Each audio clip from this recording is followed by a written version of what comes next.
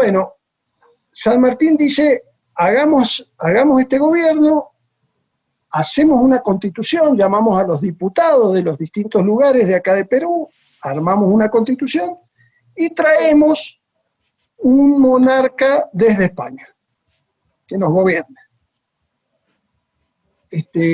Con la constitución instalada, una constitución que tuviera que ver con la realidad, es decir, con el quehacer de los pueblos, no una constitución liberal, masónica, inmanentista y de libre comercio. No, como se hizo acá en Buenos Aires, no.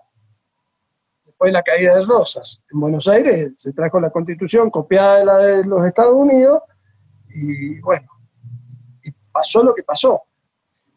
Entonces San Martín propone eso y por supuesto hay un momento que hicieron un parate de las acciones bélicas, se inmovilizaron los ejércitos, se dieron un tiempo,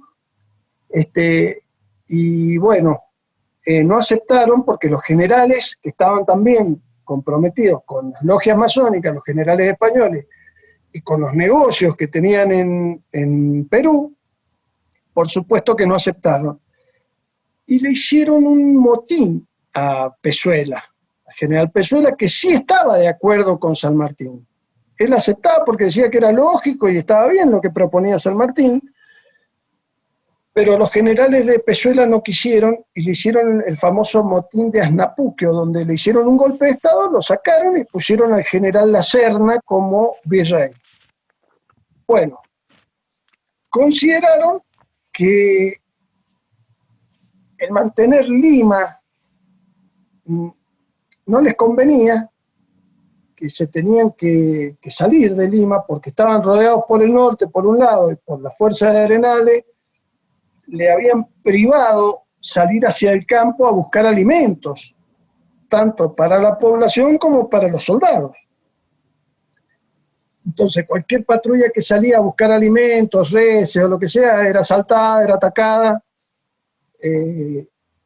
Entonces San Martín logra, sin disparar un solo tiro, que se vaya el ejército español de Lima hacia el campo, hacia la cordillera y hacia el campo. Entonces ingresa de noche, entra todo el ejército de día y él ingresa de noche a la ciudad de Lima en junio del año 1821. Es decir, ya hacían varios meses que estaban, claro, al zarpón agosto. Casi un año, y habían sufrido inclusive en uno de los campamentos de San Martín la fiebre amarilla. Es decir, habían muerto aproximadamente 1.500 soldados. Incluso dicen que San Martín también estuvo muy enfermo, pero resistió. Había quedado bastante diezmado el ejército. Bueno, con estos movimientos logran entrar y a los pocos días declaran la independencia. San Martín hace que fuera convocada el pueblo y se declara la independencia del Perú.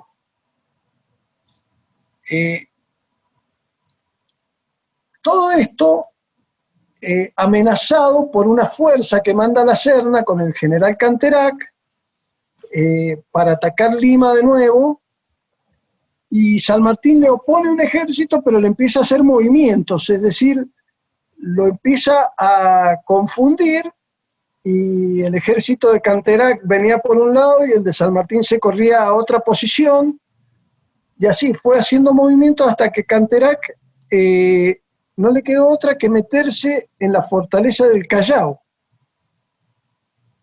donde pensaban que se iban a sentir seguros. Ingresan 2.000 soldados a la fortaleza del Callao, y acá volvemos a Lord Cochrane. Lord Cochrane había cercado, había bloqueado el puerto del Callao, no dejaba salir a las naves españolas.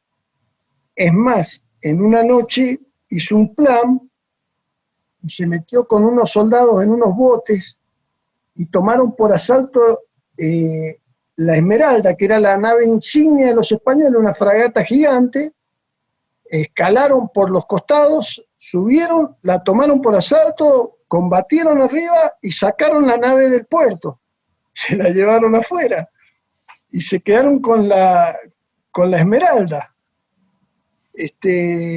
Toda una acción, digamos, para hacer una película es. Todas estas acciones ameritan un montón de cosas que están no olvidadas, están tapadas, ocultadas a los argentinos y a los americanos, a los americanos bien nacidos, para que no las sepamos. Ha quedado oculto. Es más o menos como las acciones heroicas de la guerra de Malvinas, a pesar de que fue una derrota Malvinas, está plagado de acciones heroicas que están tapadas, porque no quieren que nosotros nos podamos identificar con lo más alto que tiene un ser humano, que es el heroísmo o la santidad. Claro. Eso queda clarísimo. Bueno, una vez tomada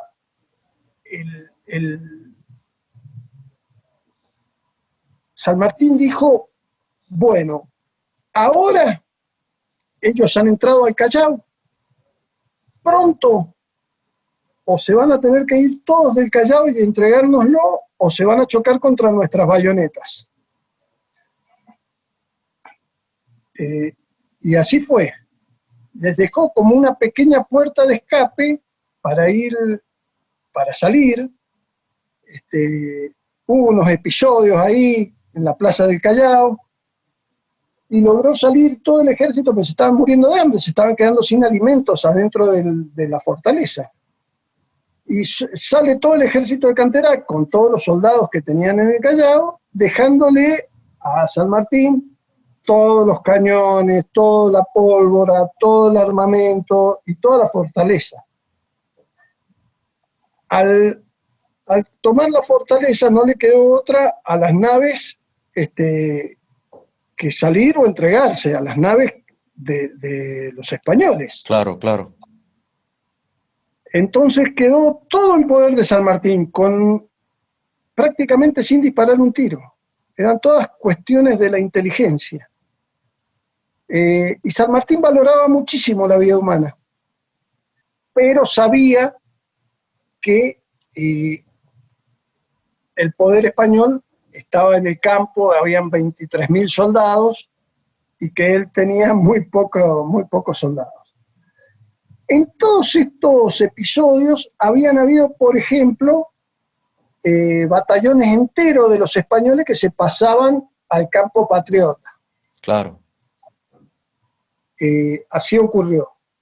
Bueno, iba transcurriendo el año 21 y aproximándose el año 22, y Bolívar había mandado a su lugarteniente, que era el general Sucre, que estaba ya en Ecuador, lo que hoy es Ecuador, en las cercanías de Quito. Y resulta que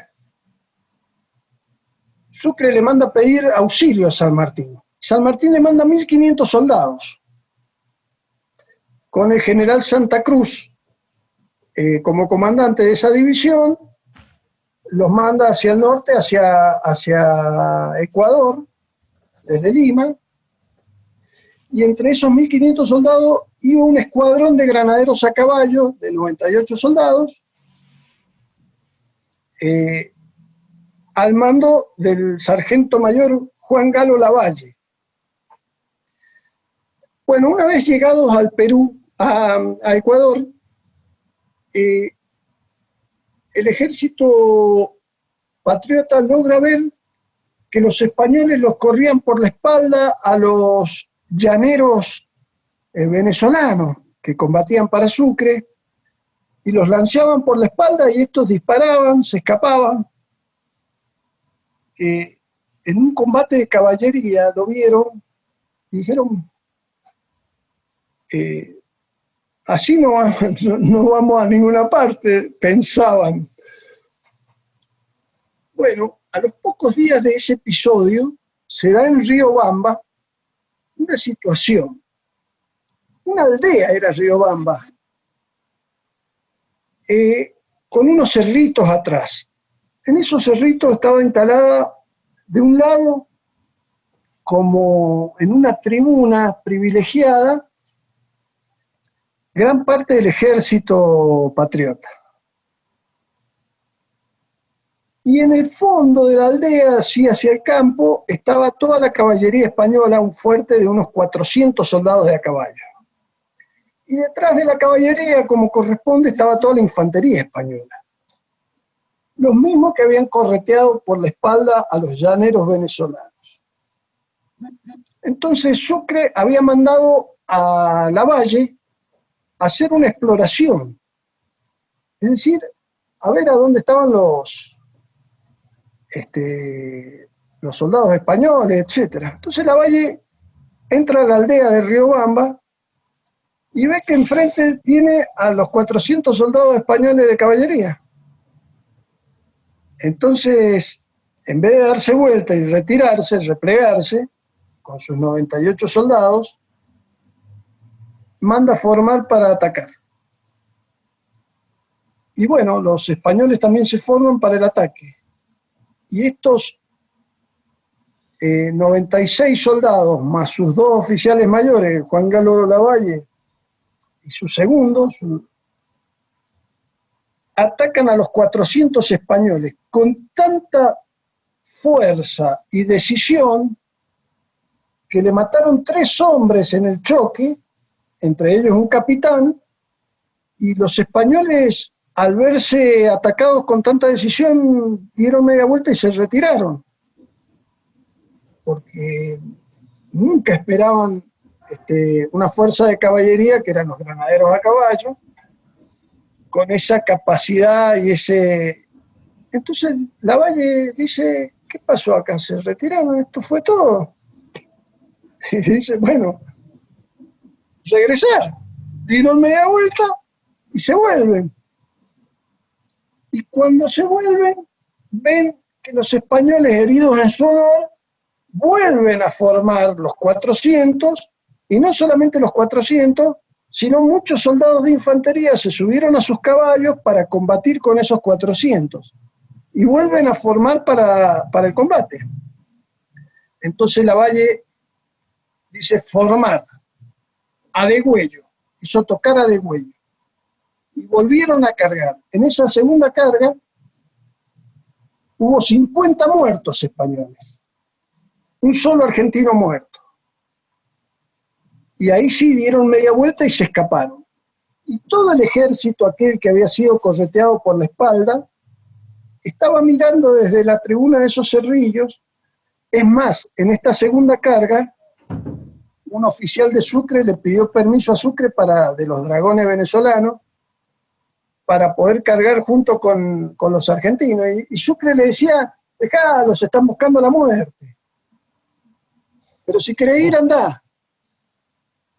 Y lo dejó ir, y cargó con honor ese muchacho, no voy a recordar el nombre ahora. Esos 30 dragones cargaron con honor al lado de los 98 argentinos. Bueno, ese fue el triunfo de Riobamba, por eso Lavalle se lo llama como el León de Riobamba. Y después, bueno, hace una crónica muy linda que es para leer, la de Lavalle, cuando una se la manda a San Martín y otra la publica en un diario porque habían algunas desavenencias. Entonces él le hace un descargo y manda la crónica oficial, la que él había escrito de puño y letra.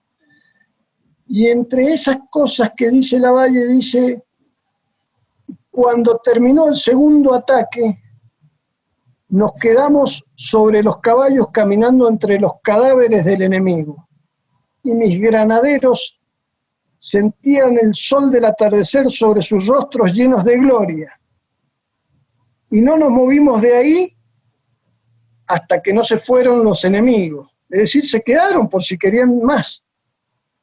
Es decir, es impresionante el espíritu que había.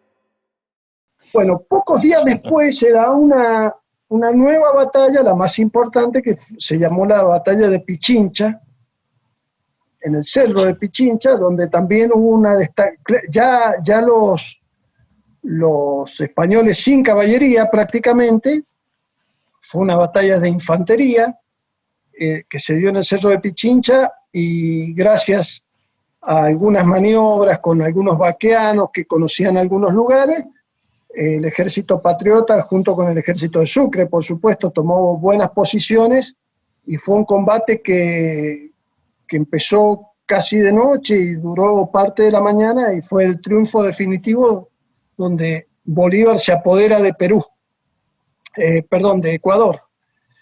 Bueno, terminado esto,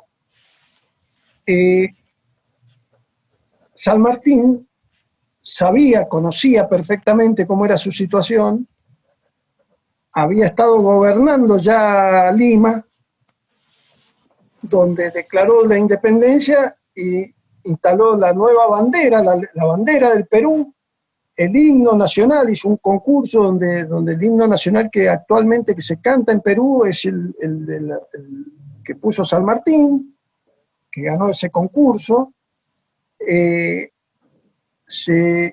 San Martín fundó la Biblioteca Nacional, el Colegio Normal, la obligatoriedad de la escuela secundaria, toda una cosa para la época. La libertad de vientres, es decir, cada hijo de esclavo que naciera a partir de ese año 22, desde el año 21, 1821, la Declaración de la Independencia del Perú, era libre, era hombre libre, ya no había más esclavos. Y se le dio la ciudadanía a todos los nativos, a todos los aborígenes del Perú. Es decir, ya eran ciudadanos peruanos, ya no eran los indios que eran utilizados como esclavos para trabajar en las minas o en las haciendas de los españoles oligarcas. Todo lo contrario. Bueno, todo esto generó poco a poco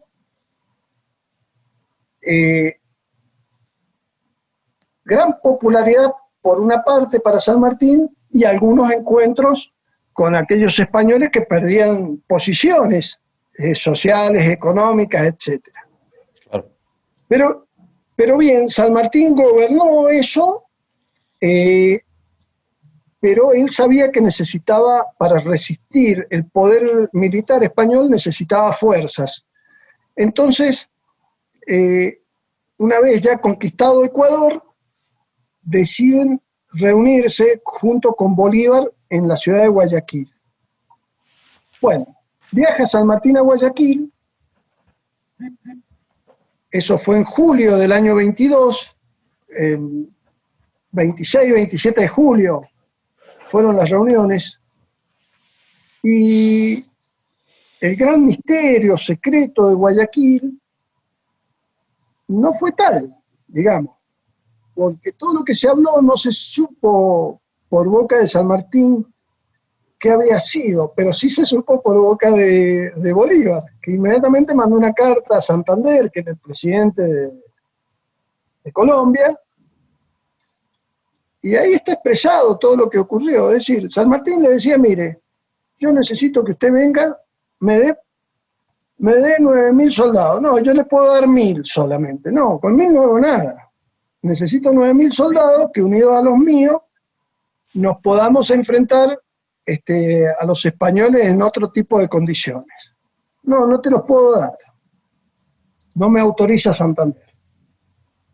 Bueno, no te autoriza Santander, yo te propongo lo siguiente: venite a Perú y yo me pongo a tus órdenes. No, general, no cabemos los dos en América. Es decir, era un Bolívar. Bolívar que San Martín jamás le guardó rencor. Es más, Bolívar le regaló un cuadro de él a San Martín se lo llevó y lo tuvo en Boulogne-sur-Mer. El día de su muerte estaba colgado el cuadro al lado del cuadro de Napoleón. El de Bolívar y de Napoleón estaban en el cuarto de San Martín. Pero era un Bolívar había sido liberal, cabeza revolucionaria, cabecita utópica, un muchacho aristócrata, liberal de costumbres, liberal, había ido a Europa joven, con 23, 24 años, estaba en Europa andando por los mejores lugares, había conocido las cortes, era un aristócrata, un hombre de hacienda. Y masón, fue introducido en la masonería, no era cristiano, no profesaba, no creía en la religión, y fue transformándose con el correr del tiempo. Yo creo que ha habido ahí un gran impacto con esas charlas con San Martín, y una visión también de Bolívar, una transformación, una metanoia en él, porque murió católico, combatiendo a la masonería. Se hizo realista, es decir, miraba la realidad de las cosas y no esa cabeza utópica que pensaba en cualquier cosa. Y Magno, digamos,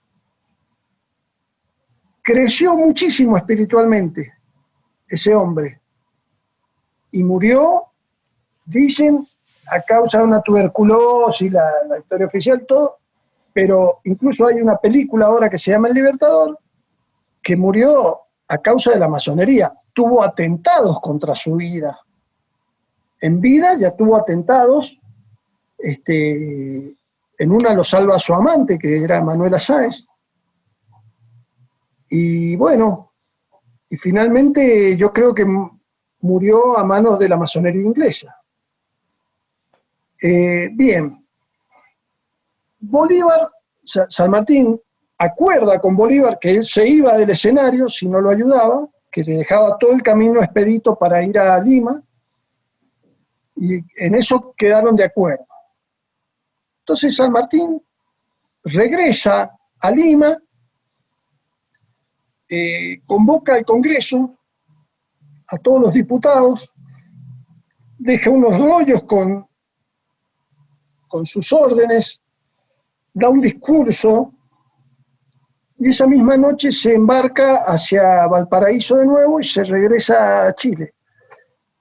Guido, que era su lugarteniente, digamos, su secretario, su amigo, le decía, no, vinieron los diputados a la estancia donde estaba San Martín a tratar de convencerlo, y San Martín, impertérrito, quedó ahí, no, les dijo que no, que se volvía, porque era necesario que él se fuera para que viniera Bolívar. Pero Bolívar se demoró 2 años en volver, es decir, en llegar a Lima, se demoró muchísimo. Entonces, bueno, ocurrieron muchas cosas durante ese periodo que ya San Martín se va, queda un tiempo, se va a Chile. Jorge, ¿te puedo hacer unas preguntas antes de ir adelante? Porque si no me van a quedar en el tintero, me parece importante. En primer lugar, la reacción del ejército español en Lima, las acciones de Pezuela y de la Serna, da la impresión de que no tenían muchas ganas era un ejército desmoralizado, digamos que españoles se pasaban al bando patriota, digamos que en cantidad quizá eran mucho más. Hablaste de 26.000, dijiste, soldados que habían. 23.000, sí. 23.000, ¿no? Pero con tanta fuerza, ellos, si hubiesen querido, podrían haber frenado solamente por la cantidad, digamos, ¿no? Digamos, más allá de otras capacidades militares que uno puede tener, cuando uno tiene una decisión de vencer, 23.000 contra 2.000, 4.000, me parece que la victoria está cantada.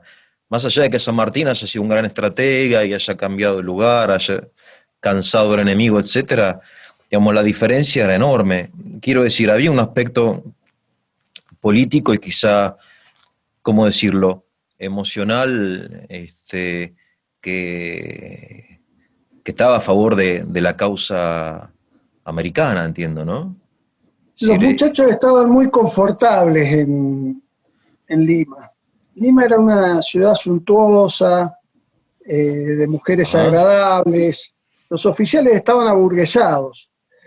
Igualmente habían oficiales españoles muy capaces y muy valientes. claro, No todo el ejército estaba así en esas condiciones espirituales de combate. Incluso la Serna tenía un plan de guerra que lo había expuesto y todo. Eh, pero bueno, San Martín los desmoralizó, así como desmoralizó en Chile.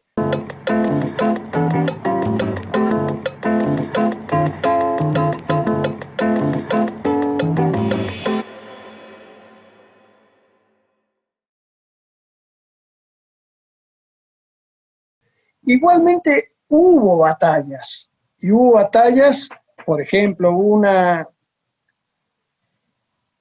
batalla que se llamó de Puertos Intermedios, donde San Martín lo manda al general, eh, ya me va a salir el nombre, manda a uno de sus generales y en esta batalla de Puertos Intermedios, este general se manda algunas macanas de carácter táctico y terminan siendo derrotados en dos lugares. Uno de ellos se llamaba Moquegua, donde están las famosas cargas del general Lavalle, digamos, porque el ejército se iba replegando todo hacia el puerto, toda la infantería, y los españoles venían detrás, y la única manera de pararlo era cargando con la caballería, con los granaderos, para parar esas embestidas de la caballería adversaria y de la infantería que venía atrás. Entonces fueron las tres famosas cargas de Moquegua, donde carga con 120 granaderos primero Lavalle y le matan como 20, 25 granaderos y se repliegan y el ejército logra salir un poco más, acercarse más al puerto y tiene que volver a cargar porque se seguían acercando.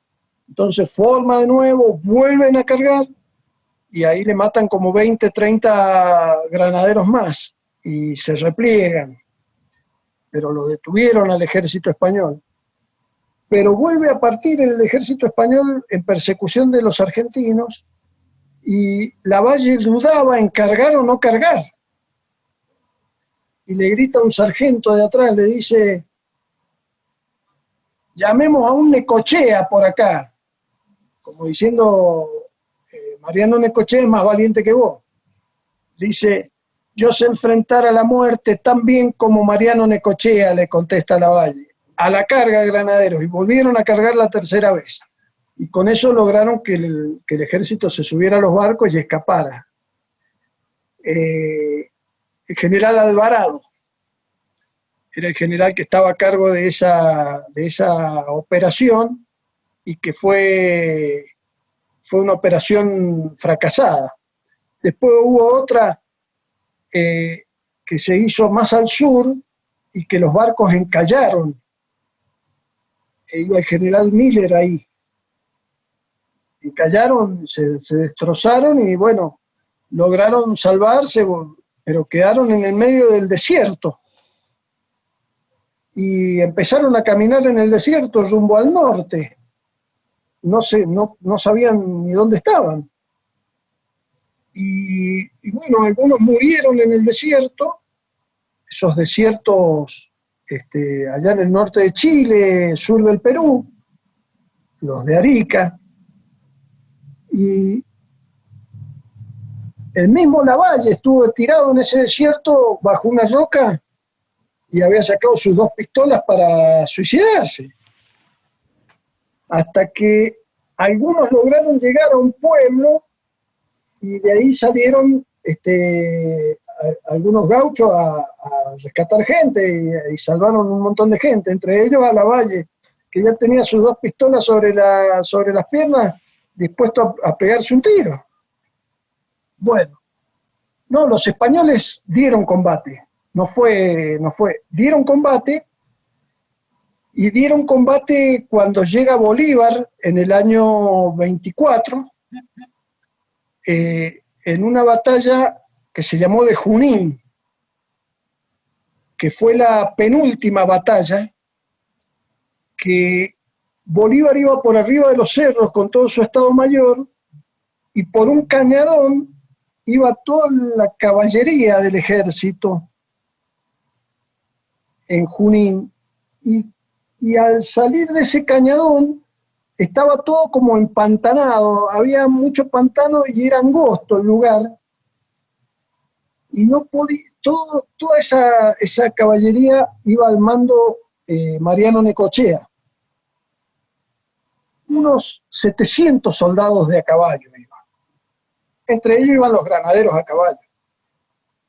Entonces Necochea le dice a un teniente primero Suárez: váyase con su escuadrón por arriba del cerro,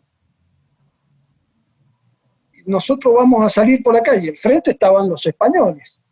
Entonces los españoles desplegaron para la formación de ataque, y los argentinos y patriotas no podían salir de ese cañadón porque estaba empantanado, embarrado, los caballos se trababan y no podían formar para el ataque. Entonces empezaron a salir como pudieron, y empezaron los españoles envalentonados con un clarín que sonaba desde el fondo, empezaron a atacar y a verse victoriosos. Y el clarín tocaba y tocaba, y Necochea logra salir siempre, como hacía Necochea, adelante de todos sus granaderos. No lo podía seguir la escolta. Era un sableador que iba al frente, y la propia escolta a veces no lo podía seguir para cubrirlo, para protegerlo. Uh-huh. Y Necochea se mete entre las fuerzas enemigas, y era famoso ya, los enemigos lo conocían de un montón de batallas, y lo tenían entre ceja y ceja. Fue una batalla Junín toda de arma blanca, no se disparó un solo tiro, de lanza y sable.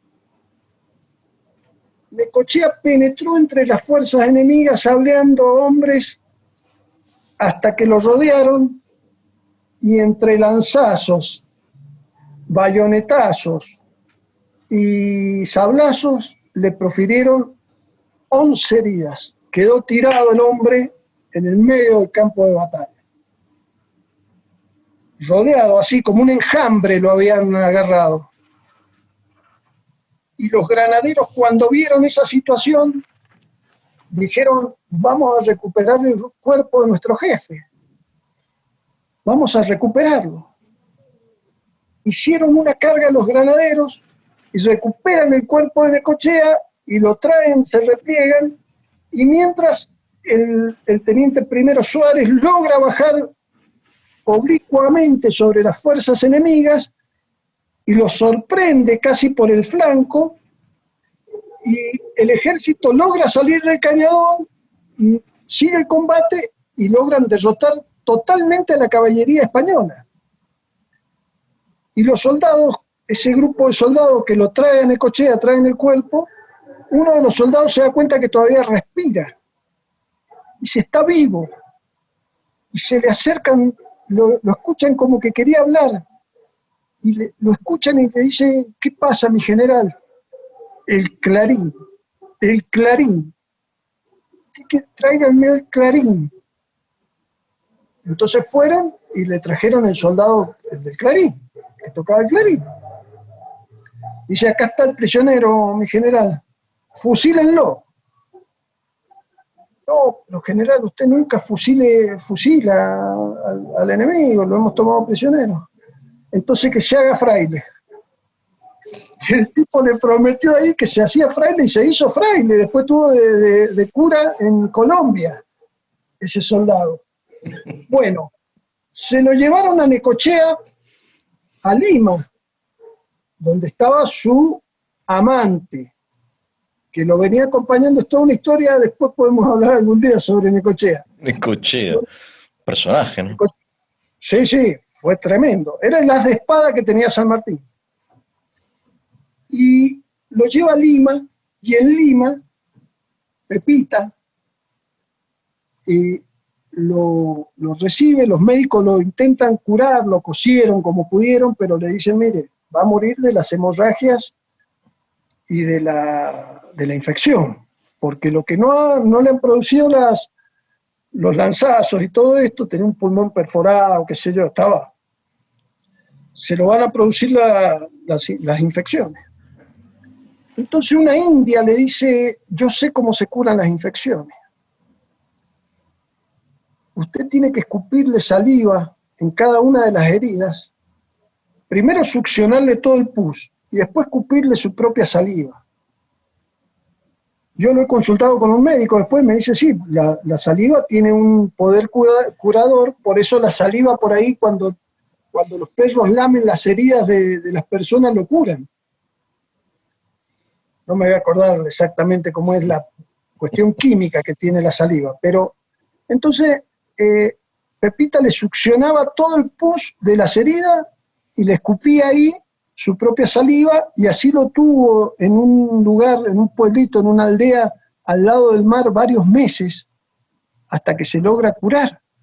Mira. Necochea, y después continúa Necochea, no es que ahí se terminó Necochea, después vuelve a cargar, en una carga memorable en Ecuador. Bueno, pero esa es otra historia. Volvamos a Junín. En Junín queda derrotada totalmente la caballería española y se apoderan los argentinos y patriotas, peruanos y chilenos, de 900 cabalgaduras con todos los sables y las lanzas disponibles y todas las sillas y los caballos. Y entre los muertos y prisioneros casi quedó destruida toda la caballería española. Que pocos meses, eso fue en octubre del año 24, y en diciembre se produce la última batalla de la Guerra de Independencia, que fue la batalla de Ayacucho, donde el general Sucre, al comando de todas las fuerzas, tanto venezolanas como ecuatorianas, como chilenas y argentinas, derrotan finalmente a los españoles que quedaban ahí en Lima. Y en esta batalla se dan varias cosas llamativas. Por ejemplo, en la mañana, antes de la batalla, desayunaron juntos todos los oficiales de los dos ejércitos, antes de la batalla. Y en los oficiales de los dos ejércitos habían hermanos, uno para un ejército, otro para el otro. Todas estas curiosidades, digamos, ocurrieron en Ayacucho. Es algo insólito, me parece, Jorge. Y era de la época. ¿No? Una época romántica. También, ¿no? También. Sí, son curiosidades, ¿no? Sí, sí, sí. Bueno, con esto queda eliminado el poder de los españoles en Lima. San Martín va a Chile, se va a unas aguas termales durante un tiempo para recuperarse de todo su estrés y de sus dolencias, etcétera, etcétera. ¿Qué edad tiene en San Martín en 1824? Él nació... En 1778, son 46 años. Que en esa época era una edad bastante avanzada, digamos, ¿no? 46 años, sí. Eran por lo menos unos 60 años de hoy, digamos, por decir algo. No puede sé. Puede ser, según cómo se lo mire. Pero el hombre estaba en acción. Claro. Cruza la cordillera, ahí es cuando viene por el manzano histórico de Tunuyán. Sí. Que lo va a recibir su ahijado Olazábal. Y él, cuando lo ve, le dice: hijo venía con un sombrero Panamá, San Martín, de poncho, y descansa ahí en el Manzano Histórico, y después en una estancia que está un poco más abajo del Manzano Histórico, ya rumbo a Tunuyán, en Vistaflores, en esa zona, y después ya se viene para la ciudad de Mendoza.